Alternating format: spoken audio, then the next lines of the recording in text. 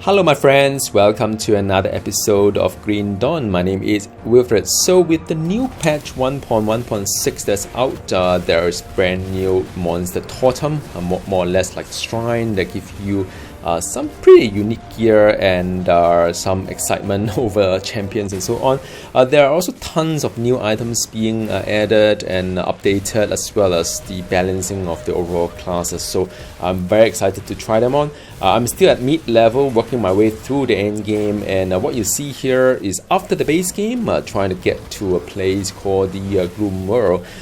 It is rather hard. This particular mob here, champion there, is like level 61, quite possibly 5 or 6 levels above me, and make it really hard. And also I was trying to see what kind of game mechanic is doing. So if you see that there are some kind of like a red bolt or ball that he shoot, and it does a bounce back. So if it hits you with the ball once, and you probably have to move around so as not to get hit when the when the bolt boomerang itself. So it's interesting. I got to see various kind of like things that this game is having as well. So and I was struggling to keep the pets alive. Why? Because there was yet another mobs behind this this champion.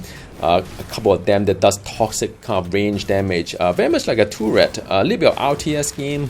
If you play like a StarCraft and so on and so forth, you are probably familiar with sometimes in this kind of like elevator point there, and you just couldn't get through the mob, and behind it there's a lot of like plants that does the poison damage and so on and so forth, making the fight a little bit more challenging as well. That's why I like game design like that. It's kind of rare if you think about it.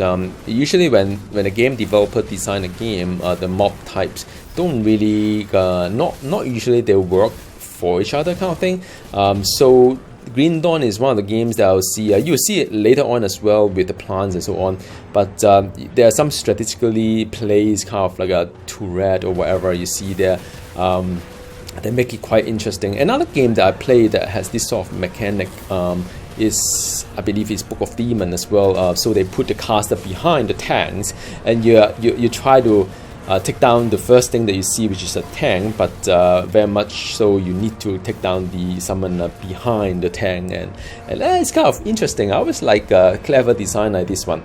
So now back to this Green Dawn is that it gets harder and harder, but that's fine. I guess when you play video game, you want it to challenge as well, not just click through it.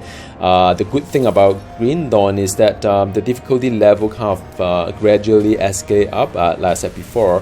You kind of learn the mechanic along the way, and then you face a boss, and you don't feel that anything in between the boss is kind of boring, like Wusen. Only the boss is kind of exciting. For Green Dawn is a continuous kind of like excitement going into the game, towards the end game. This is a shrine, and with the shrine comes a devotion point. With the devotion point, I can then configure my constellation, very much like the passive tree in Path of Exile or the Wusen kind of like Wheel of Fate and so on. But Green Dawn does it really well with the constellation and star point and so on and so forth. So with that, I gain an extra point. I put it into Panther, which is where all my pet damage is. Right now, you will see later on as well. There's a whole bunch of like plants and so on and so forth, and every zone's kind of like come alive with its own very unique kind of mob types that is specific to the region here. You can see that yet another champion here. Now this champion what it does is the short wave. Now of course I didn't know it.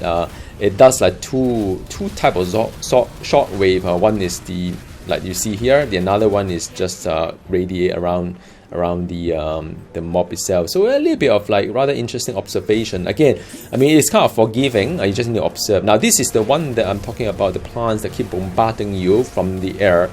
All this toxic kind of damage. There are a couple of plants here, and also it does radiate kind of like, if you get closer, it does the bolt that spread around it, and then it will AOE around it. So you have to avoid getting hit by those bolts that radiate, as well as where it's going to splash onto you as well. So it's a very, very interesting. That is why I love Green Dawn. And of course, suffice to say, the developer is still updating the game for many years to come. Look at Titan Quest. So thank you very much for watching, and I'll show you a little bit more gameplay video as I progress in the game. Goodbye.